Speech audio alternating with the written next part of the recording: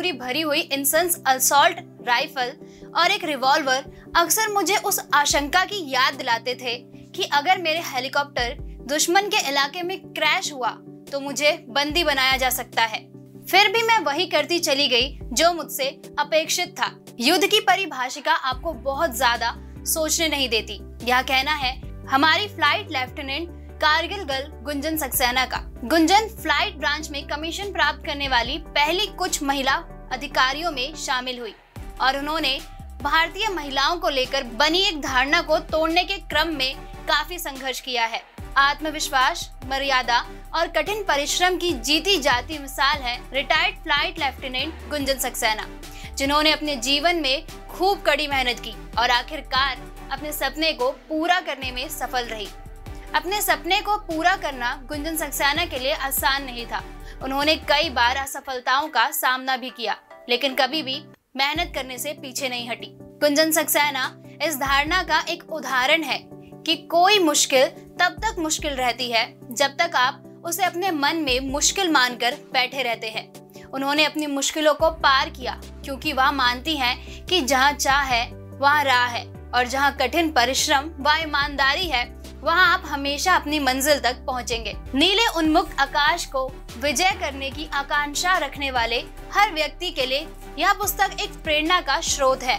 इस पुस्तक को पढ़कर आपके अंदर भी वही जुनून जाग जाएगा जो गुंजन सक्सेना में अपने सपने को पूरा करने के लिए आया था। नमस्कार, स्वागत है आपका प्रभात प्रकाशन के हमारे YouTube चैनल पर, जहां आपको मिलेंगी सभी कॉम्पिटिटिव एग्जाम से जुड़ी महत्वपूर्ण जानकारियां, साथ ही डेली करंट अफेयर से रिलेटेड वीडियोस भी।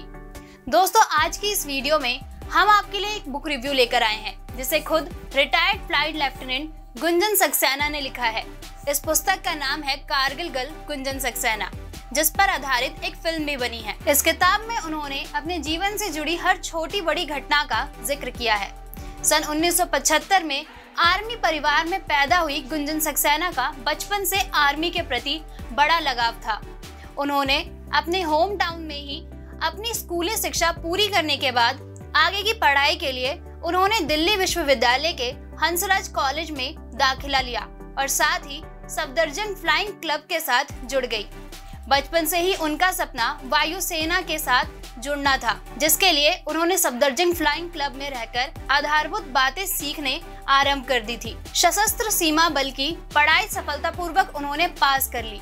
उसके बाद एक पायलट के रूप में उन्होंने वायुसेना की ओर रुख किया। उनके परिवार का और उनका सदैव ही भारतीय सेना से जुड़ाव रहा है। उनके पिता और उनके भाई दोनों ही भारतीय सेना के जवान रह चुके हैं। अगर बात करें उनके वैवाहिक जीवन की, तो उन्होंने एक पायलट के साथ शादी की और आज वह अपनी गृहस्थी को संभाल रही हैं, जिसमें उनके पास एक बेटा और एक बेटी है। इस पुस्तक में उन्होंने अपनी असफलता से लेकर अपनी सफलता के बारे में बताया है। इसके साथ ही उन्होंने इस पुस्तक में अपने परिवार के साथ बिताए अच्छे और बुरे दौर के बारे में भी बात की है।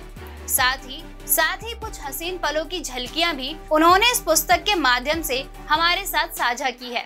जैसे उन्होंने पठानकोट में अपने 16वें जन्मदिन की याद इस किताब में दर्शाया है। इसके साथ ही ऑर्डर ऑफ में प्रथम आने पर मीनू इंजीनियरिंग ट्रॉफी के प्राप्त करते हुए अपनी तस्वीर इस पुस्तक के माध्यम से सबके साथ साझा की है।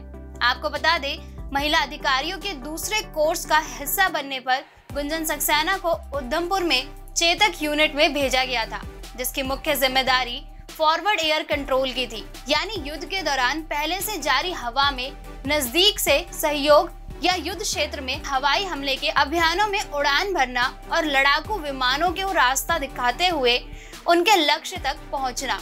अपनी पुस्तक में गुंजन ने स्पष्ट रूप से बताया है कि भारतीय युवा सेना में एक अधिकारी बनने के लिए आपके भीतर क्या कुछ होना चाहिए।